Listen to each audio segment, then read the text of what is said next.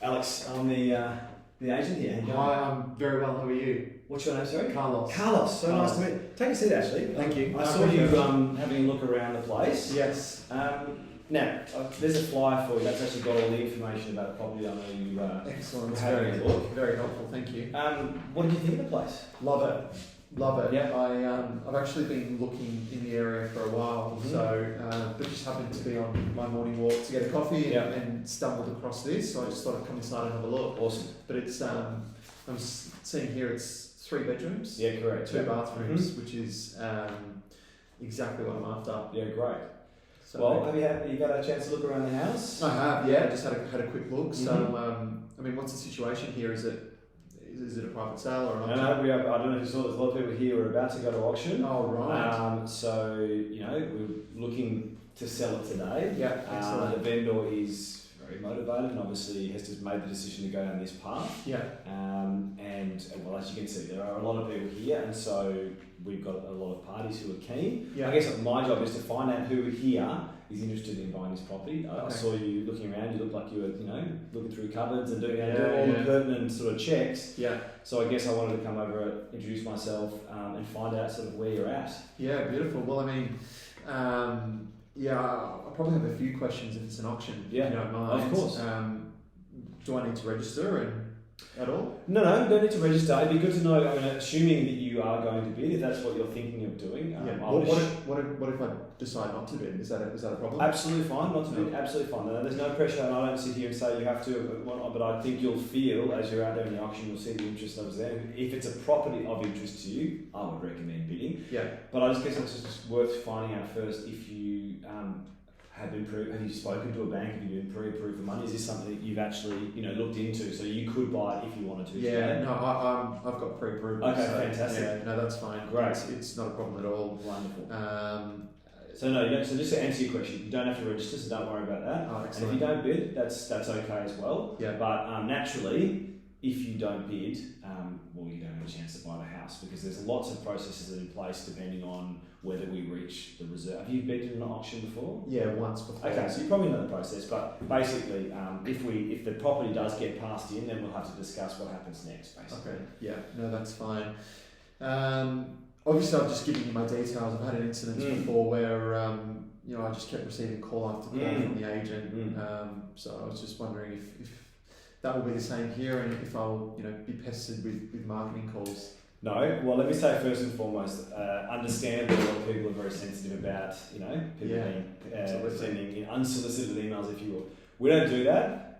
We do obviously take your details because what is of interest to us is finding you a property. Whether it's this one, which I'd love to put you in, but if it's not the right property for you, we obviously have others. So it would be important for me to keep your details on file and let you know of any properties that we think are suitable for you.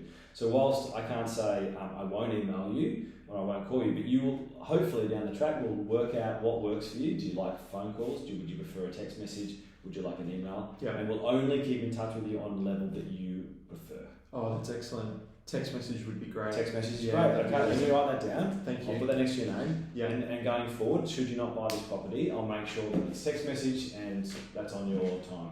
Awesome. Good. Excellent. Good. Now, in terms of if I am the successful bidder, how much deposit will I need to pay, and when do I need to pay it by? Well, it's a 10% deposit, Yeah. and that's payable at the drop of a hammer. So once we say sold, hopefully it's you, and you go yes, you high five the people around you, you call your mum and dad, you say, hey, fantastic, I've just won myself a property, I've bought it, and then that deposit is payable at the time. Excellent. So is that okay with you? Yeah, that's fine. Yeah. No problem at all. Fantastic. Ready to go. Good. And obviously, I've got a 3-day cooling off period.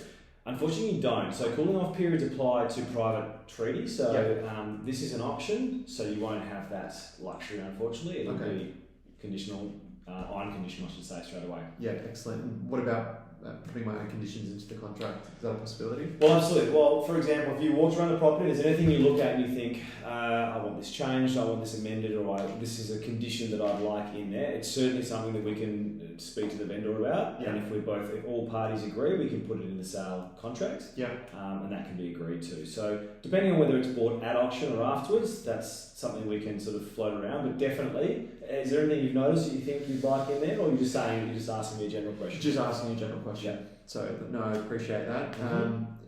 Okay, and it's been a while since I was at an auction. So Yeah. how do I actually place a bid? Well, there's a few ways you can do it, but the most important thing is be clear. Yeah. Because as an auctioneer, when I'm looking around the crowd, I'm scanning faces. Everything's happening very quickly. If I see you scratch your head or whatever, it sometimes doesn't. I don't know if you're making a bid or you're just sort of nervously twitching. Yeah. But if you're very keen, make it clear. The other option is I've got some of the agents from our agency walking around. I'll make it known to them that you are an interested party when we walk outside, and they'll be near you and they'll be asking you. And that, you know what, they can actually feed you information as we go, where it's at. They might encourage you that, you know, this next bid could get you the property. So, you know, welcome them. They're all very friendly people and they're only there to help you out. But you can bid yourself, they can bid on your behalf, whatever you like. Just please make it clear, that'd be great.